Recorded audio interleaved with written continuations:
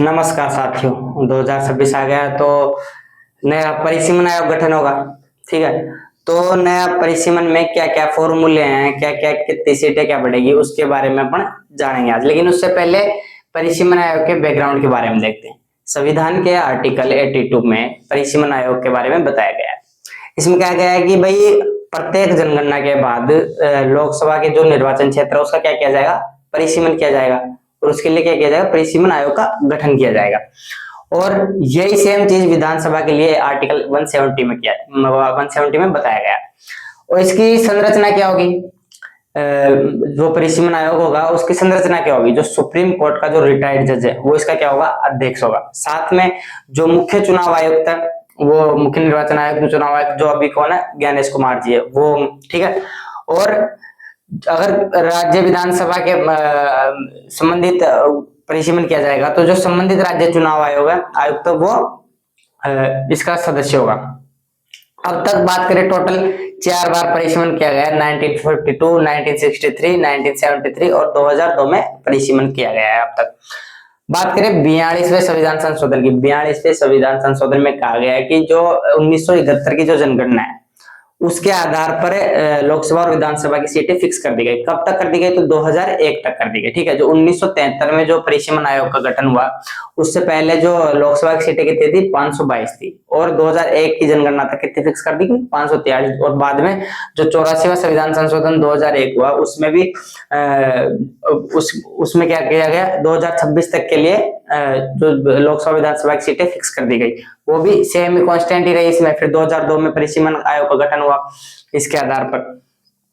फिर अब आ गया 2026 तक के लिए क्या कर दी गई थी, सीटें फिक्स कर दी गई थी। तो अब 2026 में देखते हैं, जो प्रधानमंत्री की आर्थिक सलाहकार परिषद है, ठीक है, इसका एक वर्किंग पेपर है, उसने एक मॉडल पेश किया है।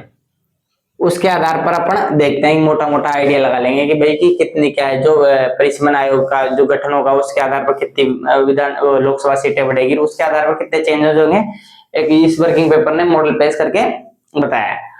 इसमें बताया गया है कि जो अभी वर्तमान में जो लोकसभा सीटें वो है 543। ठीक है, और इसको बढ़कर कितनी हो जाएंगे, अब 824 कितनी बढ़ेंगे, 281 सीटें जो है बढ़ जाएंगी इसमें मेन चीज देखने वाली बात क्या है, 543 जो सीटें उसमें से 373 सीटों में कोई चेंजेस नहीं होगा।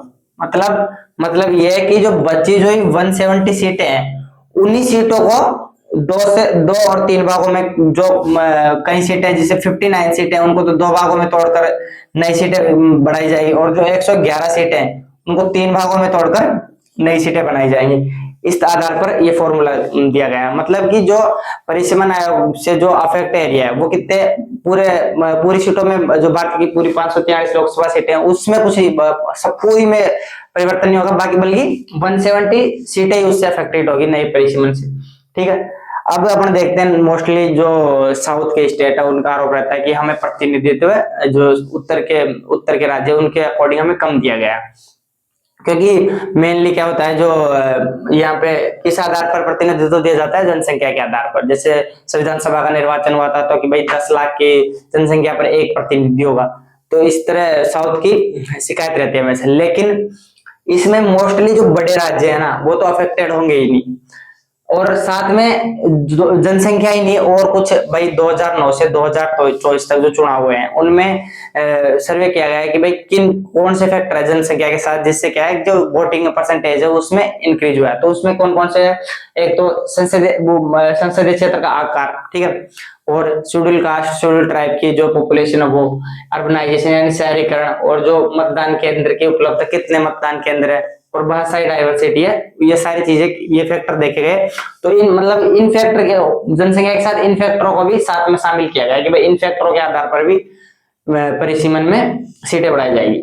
और मोस्टली हम देखेंगे कि साउथ के जो बड़े राज्य जैसे कर्नाटक हो गया, तेलंगाना, आंध्र प्रदेश, तमिलनाडु, केरला, इनका जो अब तक संसद में लोकसभा में कितनी भागीदारी थी, 23.7%, और महज हल्की सी घटकर कितनी हुई है 23.6%। किसके आधार पर? वर्किंग पेपर के आधार पर इतनी हो जाएगी, मतलब ऐसे बताया गया है।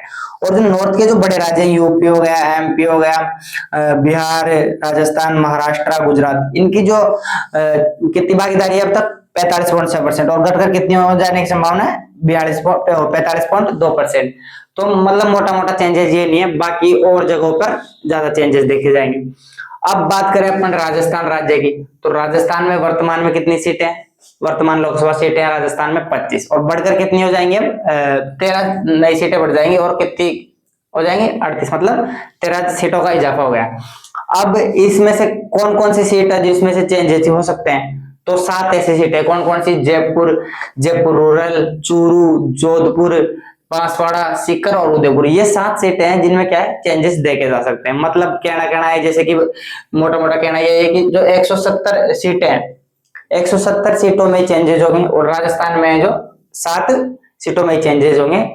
ये किसने कहा गया? आर्थिक, जो प्रधानमंत्री की आर्थिक सलाहकार परिषद का जो वर्किंग पेपर है, उसके मॉडल में ये चीजें कही गई है। देखते हैं कितनी चीजें सच होती है, कितनी क्या है, कितने फैक्चुअल डाटा है जो इससे मैच खाता है। ठीक है, यह है परिसीमन आयोग। धन्यवाद साथियों।